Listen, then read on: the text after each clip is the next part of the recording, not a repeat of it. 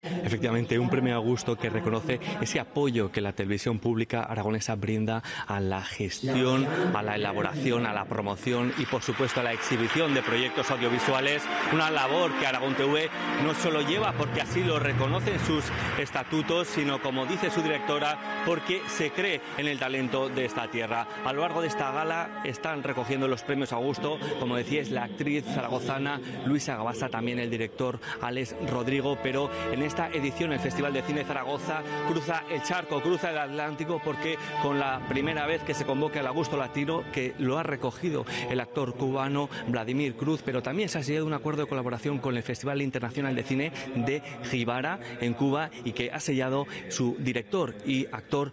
Jorge Perugorría.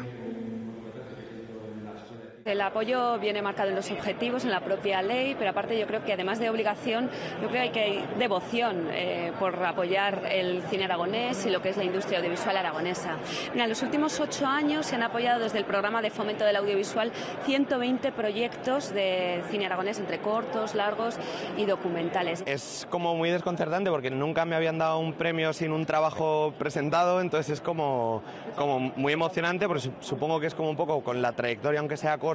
que llevo ahora mismo, y es el primer premio en mi ciudad, que eso me hace muchísima ilusión.